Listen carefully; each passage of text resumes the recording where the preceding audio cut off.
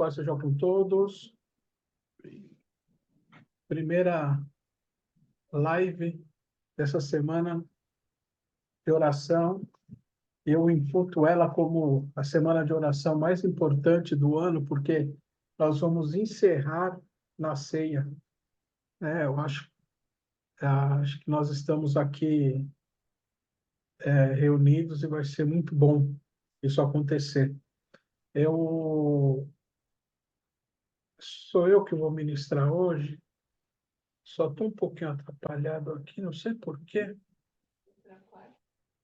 Vamos lá. Vou me organizar aqui. Pronto. Às vezes, se os irmãos verem eu pensando um pouquinho, é porque eu estou admitindo alguém. Antes de começar, eu quero ler aqui um versículo em Deuteronômio 31:8, que fala assim: o próprio Senhor marchará à sua frente. Ele estará sempre contigo, nunca te deixará, jamais te abandonará. Não tenhas medo, nem te apavores. Mas assim como Pedro, nós sentimos o vento, né, bater, e aí nós ficamos, infelizmente, afundando. Amém? Eu quero ler aqui, em Daniel 1, primeiro os versículos 3 e 4, e depois do 17 ao 20. E ele fala assim, versículo 3, e o rei disse a Aspenaz, mestre dos seus eunucos, que trouxesse alguns dos filhos de Israel e da semente do rei e dos príncipes, a jovens, 4, jovens que não se encontrasse defeito, porém bem favorecidos, habilidosos em toda a sabedoria, e instruídos no conhecimento e conhecedores da ciência, e tais que tivessem habilidade para estar no palácio do rei, aqueles a quem poderiam ensinar as letras e a língua dos caldeus. Agora eu vou para o 17. Quanto a esses 4 jovens, Deus lhe deu conhecimento e habilidade em todo aprendizado e sabedoria. E Daniel tinha entendimento de todas as visões e sonhos. Ora, ao final dos dias que o rei tinha dito que deveria apresentá-los, o príncipe dos eunucos os trouxe perante Nabucodonosor, e o rei conversou com eles. E dentre todos eles não achou ninguém como Daniel, Ananias, Misael e Azarias. Portanto, eles permaneceram diante do rei. E em todas as questões de sabedoria e entendimento que o rei inquiriu deles, ele os considerou 10 vezes melhores que todos os magos e astrólogos que havia em todo o seu reino. Amém. Deus amado e misericordioso, eu te peço que neste momento, Senhor, não seja eu a falar, mas seja o Senhor a falar. Tu sabes, Senhor, de todas as coisas, Pai. Tu sabes o porquê que eu estou aqui hoje, Senhor, ministrando essa palavra. E tu sabes, Senhor, qual objetivo será atingido. Porque, Senhor, nada acontece sem a sua vontade ou sem a sua permissão. Então, Senhor, que nós possamos abrir os nossos braços, que nós possamos abrir os nossos olhos e ouvidos espirituais, que o nosso coração se torne um lugar fértil, Senhor, e que nós possamos nos preparar com temor e tremor, para que no domingo nós possamos honrá-lo, Senhor, nós possamos, como o Senhor mesmo pediu, que nós relembrássemos aquele momento, Senhor, que possamos ser dignos de fazer isso e que no domingo nós não ceiamos para a nossa destruição, mas para relembrar a tua grandeza. É que eu te peço e te agradeço, Senhor. Amém. Amém. Irmãos, os nossos testemunhos, né, eu coloquei aqui o título dessa palavra como terra fértil, né? Os nossos testemunhos, eles são adubos para as pessoas, né? Onde o coração está pronto para ser esse solo fértil, né? no nosso ministério, né, o nós que compomos essa comunidade, se alguém virar para um de nós e falar que para tudo tem jeito, menos para a morte, nós podemos virar para essa pessoa e falar: não, vem aqui, senta aqui do meu lado, que eu vou te contar o testemunho de uma serva de Deus que morreu e ressuscitou. Ah, mas isso. Vem aqui que eu mostro até o Facebook dela e o Instagram dela. Ela está ali, ó, vivinha. Então, Deus dá jeito para tudo mesmo. E nessa abertura, né, como eu disse, que é a mais importante do ano, eu quero falar de 4 amigos: Daniel, ou Beltesazar, Sadraque, ou Ananias, Mesaque, ou Misael, e Abidnego, ou Azarias, que tinham fé e tinham experiências tão grandiosas que nós estamos falando nelas quase 3.000 anos após as mortes deles. Todos nós somos edificados, né, com as experiências dos irmãos. Mas o que Deus quer de nós é que nós tenhamos as nossas experiências. Você falar do outro pode dar a impressão de quem ouve que a história ela é meio fantasiosa, né? Porque você vai falando e as coisas ficam meio estranhas, né? Eu lembro de uma vez que eu estava, era um domingo de madrugada, de domingo para segunda, a minha mãe ia para um sindicato dos metalúrgicos e o pessoal chegava lá às 4 horas da manhã. Aí, para chegar antes desse pessoal, o que que eu fazia? Eu ia no domingo. Eu saía do serviço e ia para lá. E uma vez eu estava parado lá na Xavier de Toledo e um ônibus começou a... Ele perdeu o controle e começou a dançar. No primeiro momento, comecei a dar risada. Mas aí ele foi e bateu naqueles postes antigos e o poste se espatifou. E, e naquele momento eu olhei assim e vi um pedaço do ferro vindo na minha direção, vindo na altura do meu rosto. Aí eu só dei um passo para trás e falei: Jesus. Quando eu falei Jesus, eu senti como se alguém tivesse me dado uma rasteira e aquele negócio de filme de Matrix mesmo. Eu fui caindo e o ferro foi passando por cima de mim. Ou seja, eu contando isso aqui para os irmãos, se alguém conta, fica muito fantasioso.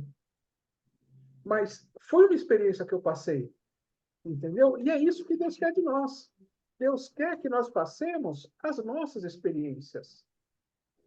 Porque a pessoa, ela vê nos nossos olhos, ela vê como o nosso corpo fala, ela analisa o timbre da nossa voz, ela acompanha a nossa narrativa, né? Agora, por outro lado, né, já deve ter acontecido com alguém de você ser perseguido pela sua fé, pela fé que você professa, né? Alguém lançando pedras de tropeço para que nós caiamos. Se nós lemos Romanos 14 e 1 Coríntios 8, eles falam mais detalhadamente sobre esse assunto de pedra de tropeço, né?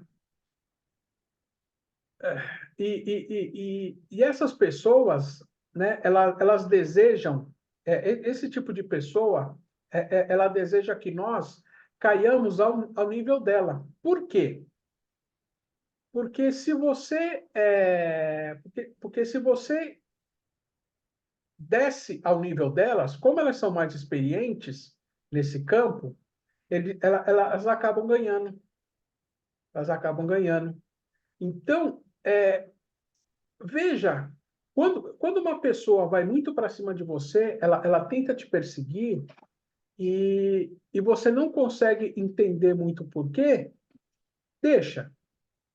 Deixa porque dá uma olhada, se você pensar no diabo e os seus anjos, eles já estão condenados. Mas só que eles não querem ficar sozinhos lá no inferno. A batalha atual que o diabo tem, desde do primeiro casal, é colocar o máximo de pessoas possíveis com eles. Para além dessas pessoas sofrerem a dor eterna, elas vão deixar o coração de Deus triste? Porque nós somos a cereja do bolo. Deus criou tudo. Animais, aves, plantas, terra, céus. E quando ele fez tudo, aí ele fez o homem. Então nós somos a cereja do bolo. Está em Gênesis 1, 26. Às vezes, irmão, você está sofrendo tanto com as perseguições que as pessoas à sua volta, elas ficam curiosas, elas questionam para elas mesmas o porquê que você está passando por aquilo, da injustiça que você está passando. Porque, às vezes, se uma pessoa é justa, mesmo que ela não goste de você, existem alguns níveis de perseguição que a própria pessoa olha e fala, meu, mas acho que está exagerando um pouco, né?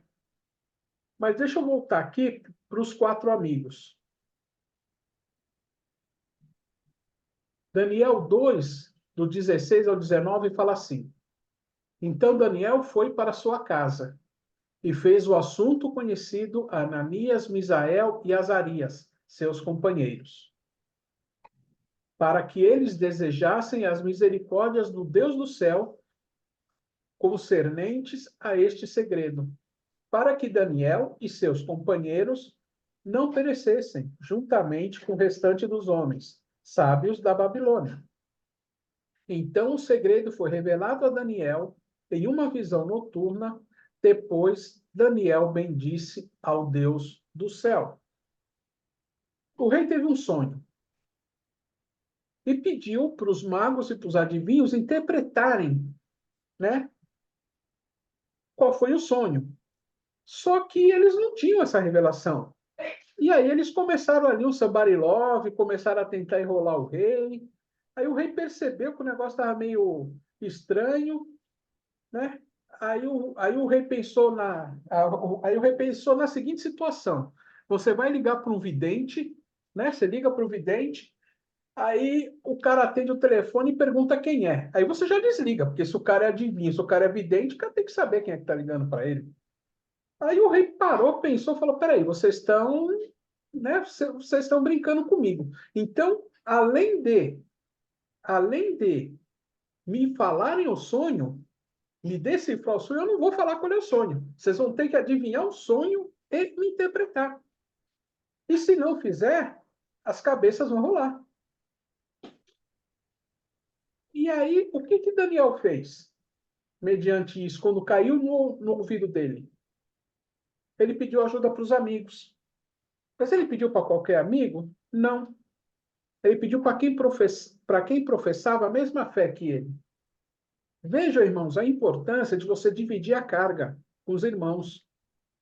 Não adianta a gente contar para algum amigo, para algum conhecido que não professa a mesma fé.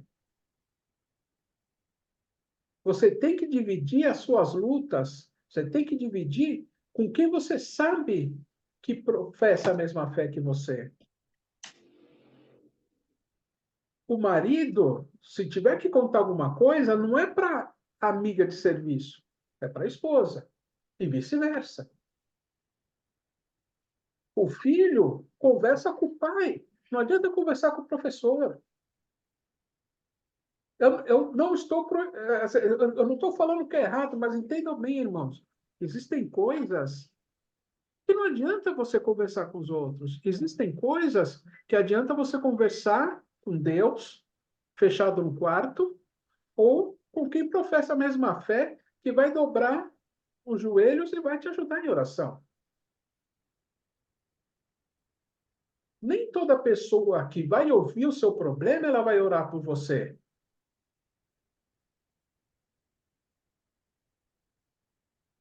E aí, quando você consegue a vitória, a sua fé foi adubada, a sua fé cresceu. E a fé dessa outra pessoa cresceu.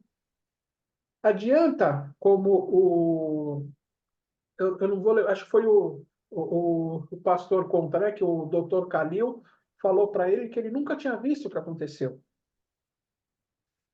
E ele nunca tinha visto porque ele não professa a nossa fé. Mas se ali fosse um médico cristão, né, aí eu esqueci o nome do pastor da igreja Moriá, que ele falou assim, que ele chegou para a irmã, que ia ver a questão do INSS, que não ia dar certo, ele viu que não ia dar certo, aí ele virou para ela e falou, a irmã tem fé? Tem um pouquinho. Eu falei, então a irmã tem um pouquinho, eu tenho um pouquinho, minha esposa tem um pouquinho. Resultado, deu certo. Vocês, essa é a diferença que eu queria que os irmãos entendessem. E vejam também que a nossa fé ela é colocada em prova. Se a gente for para o capítulo 3, no versículo 10 de Daniel, ele fala assim, já com a resolução, porque eles oraram e eles pediram direção a Deus. E aí, no versículo 10, ele fala assim, tu, ó rei, fizeste um decreto que todo homem que ouça o som da corneta, da flauta, da harpa, sacabucha, saltério, xilofone, acho que o Ricardo e a Bruna devem saber o que é tudo isso. E todos os tipos de música, deverá prostrar-se e adorar-se a imagem dourada. E aquele que não se prostrar e adorar, que seja lançado no meio de uma fornalha de fogo ardente. Há uns certos judeus, os quais colocaste sobre os negócios da província de Babilônia, Sadraque, Medaque e Abednego. Esses homens, ó rei, não têm considerado a ti. Eles não servem os teus deuses e nem adoram a imagem dourada que tu erguestes. Então Nabucodonosor, em sua ira e fúria, ordenou que trouxessem Sadraque, Mesaque e Abednego. Eles, então, trouxeram esses homens perante o rei. Nabucodonosor falou e lhes disse, isso é verdade, ó Sadraque, Mesaque e Abednego? Vós não servis aos meus deuses, nem adorais a imagem dourada que eu ergui? Todavia, se vós estivesses prontos, ao ouvirdes o som da corneta, da flauta, da harpa, da sacabucha, do saltério e do xilofone, e todos os tipos de música, e vos prostrastes e adorastes a imagem que eu fiz, bem. Mas se vós não adorardes, sereis lançados na mesma hora ao meio de uma fornalha de fogo ardente. E quem é esse Deus que vos livrará de minhas mãos? Sadraque, Mesaque e Abednego responderam e disseram ao rei, ó Nabucodonosor, nós não somos cautelosos em responder-se nesta questão. Se assim o for, nosso Deus, a quem servimos, é capaz de nos livrar da fornalha de fogo ardente e há de nos livrar de tua mão, ó rei. E aqui, para mim, eu acho o versículo, se não for o mais importante da Bíblia, para mim, um dos mais importantes. Mas se não o for, que saibas tu, ó rei, que nós não serviremos aos teus deuses, nem adoraremos a imagem dourada que tu erguestes. Então Nabucodonosor encheu-se de fúria, e a forma do seu semblante mudou contra Sadraque, Mesaque e Abednego. Portanto, ele falou e ordenou que se aquecesse a fornalha 7 vezes mais do que costumava aquecer. E ele ordenou aos homens mais fortes que estavam em seu exército que amarrassem Sadraque, Mesaque e Abednego para lançá-los à fornalha de fogo ardente. E nós sabemos o resultado. Quem lançou eles na fornalha morreu. Tamanha era a temperatura. Aí, quando a porta estava fechada, o rei chegou lá e ele viu 4 pessoas lá dentro. E essa 4ª pessoa não era Daniel. Daniel já tinha tido a sua experiência na cova dos leões. Então, ele já contava a sua experiência própria. Quando ele foi honrado, ele também deu uma chance para os amigos dele, os colocou em posições de destaque. Só que Sadraque, Mesaque e Abednego precisavam ter uma experiência, né? E aí, essa 4ª pessoa, o rei falou, era semelhante aos deuses. Aí eu vou falar que é uma cristofania, né? Eu creio que o próprio Cristo estava lá com eles, né? A presença de Deus, né? Cristo se fez presente lá. E depois os tirou de lá. né? Aliás, se vocês notarem nessa visão, ao ver, né, essas quatro pessoas, tanto Daniel quanto Sadraque, Mesaque e Abednego, que eles viram a glória de Deus nas suas vidas, Nabucodonosor ele foi impactado de tal forma que ele fez decretos, né, exaltando o Rei dos Reis, o Senhor dos Senhores. Então, o que aconteceu na vida deles, o que acontece na nossa vida, é para a glória de Deus, nas nossas vidas, irmãos. E essa não é uma palavra motivacional, pois o próprio Jesus ele não fazia frases de autoajuda, mas ele trazia ajuda do alto, né? Conforme descrito em João 16, do 33 ao 34, que fala assim: Eis que vem a hora, sim, a hora é chegada, em que vós sereis dispersos, cada homem para o que é seu, e me deixareis sós, e me deixareis só. Mas eu não estou só, porque o Pai está comigo. Isso não é autoajuda. Essas coisas eu vos tenho dito para que em mim tenhais paz. No mundo tereis tribulações, mas tende bom ânimo. Eu venci o mundo. Isto é a ajuda do alto, né? Eu no início comentei, e aí enquanto eu vou fechando aqui, eu já vou pedindo para os irmãos irem se preparando. Eu disse no início, né? Que essa é a semana de oração mais importante do ano, porque ela seria fechada na Santa Ceia, né? E aí vocês podem estar se perguntando o que tem a ver, né, esses quatro personagens com a Santa Ceia. E aí eu vou falar que, para mim, é o fato de Cristo não negar sua fé. Eles não negaram a fé deles. Eles preferiram enfrentar a morte, né, o que seria o enfrentamento de morte, a negar a fé. E Cristo fez isso. Cristo suou sangue para não negar a fé. E mesmo sendo ameaçado de morte, sendo ameaçado de morte de cruz, ele não recuou. Mesmo sendo traído por pessoas próximas, né? Porque nós falamos que Pedro negou 3 vezes, né? Mas dos 12, aos pés da cruz só estava João. E os outros? E Jesus, ele tinha 12 apóstolos, mas ele tinha 70 que andava também. Cadê essas quase 100 pessoas no dia seguinte? Né? Ele foi traído por pessoas próximas, mas ele não condenou. Sadraque, Mesaque, Abednego e Daniel também não usaram as suas posições para poder perseguir as pessoas que os traíram. Mas quem fez isso foi o próprio Deus, através dos reis.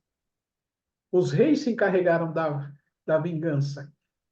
Quando Daniel saiu da cova, o rei olhou para todos os acusadores e falou: coloca eles e as famílias.